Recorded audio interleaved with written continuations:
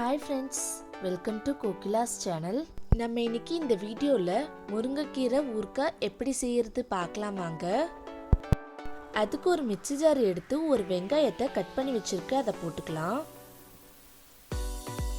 போட்ட பிறகு 3 தக்காளியும் கட் பண்ணி வச்சிருக்கேன், அதையும் போட்டுக்கலாம்.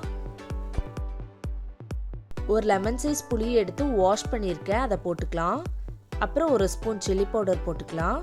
ஒரு ஸ்பூன் சால்ட் போட்டுக்கலாம். மிக்ஸி ஜாரை க்ளோஸ் பண்ணிட்டு அரைச்சி வச்சுக்கலாம் ஒரு பக்கம். இப்போ முருங்கைக்கீரை விதைக்கலாம் வாங்க.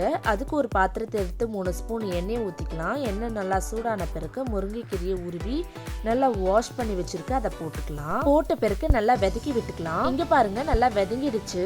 இப்போ ஒரு பவுல டிரான்ஸ்ஃபர் பண்ணி வச்சுக்கலாம். இப்போ அதே பாத்திரத்துல ஒரு 10 ஸ்பூன் எண்ணெய் ஊற்றிக்கலாம். எண்ணெய் நல்லா சூடான பிறகு 1/2 ஸ்பூன் கடுகு போட்டுக்கலாம். 1/2 ஸ்பூன் சீரகம் போட்டுக்கலாம். 1/2 ஸ்பூன் வெந்தயம் போட்டுக்கலாம். எல்லாமே நல்லா பொரிஞ்ச பிறகு 20 பல் பூண்டை உரிச்சு வச்சிருக்க அதை போட்டுக்கலாம். அப்புறம் 2 காஞ்ச மிளகாயை இதுல போட்டுக்கலாம். அப்புறம் கொஞ்சமா கருவேப்பிலை போட்டுக்கலாம். இப்ப நல்லா விதக்கி விட்டுக்கலாம். நல்லா விதக்கின பிறகு அரைச்சி வச்சிருக்க தக்காளி வெங்காயம் பேஸ்ட்டை இதுல ஊத்திக்கலாம். எல்லாத்தையும் போட்ட பிறகு இப்ப நல்லா கலந்து விட்டுக்கலாம்.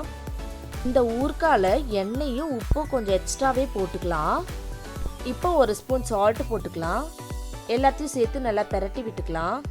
சிம்ல ஒரு 3 நிமிஷத்துக்கு வெதங்கட்டோன் மூடி போட்டு க்ளோஸ் பண்ணி வச்சுக்கலாம். 3 நிமிஷம் கழிச்சு ஓபன் பண்ணிட்டு இப்ப நல்லா கலந்து விட்டுக்கலாம். இங்க பாருங்க நல்லா எண்ணெயெல்லாம் பிரிஞ்சு வந்திருக்கு.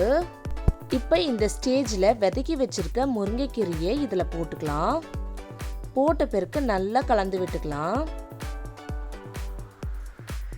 நல்லா கலந்த பிறகு சிம்ல ஒரு 3 நிமிஷத்துக்கு நல்லா வெதங்கட்டோன் மூடி போட்டு க்ளோஸ் பண்ணி வச்சுக்கலாம்.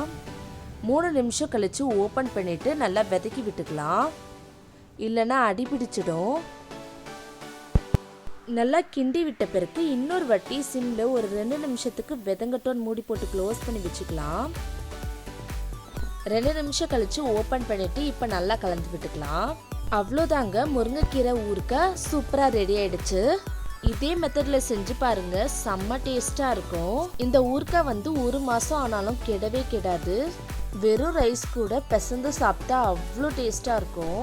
கண்டிப்பா நீங்களும் செஞ்சு பார்த்துட்டு எப்படி இருந்துச்சுன்னு கமெண்ட் பண்ணுங்க. ஓகே ஃப்ரெண்ட்ஸ், இந்த வீடியோ உங்களுக்கு பிடிச்சிருந்தனா லைக் பண்ணுங்க, ஷேர் பண்ணுங்க, கமெண்ட் பண்ணுங்க, மறக்காம சப்ஸ்கிரைப் பண்ணிடுங்க. Thank you friends, Tata.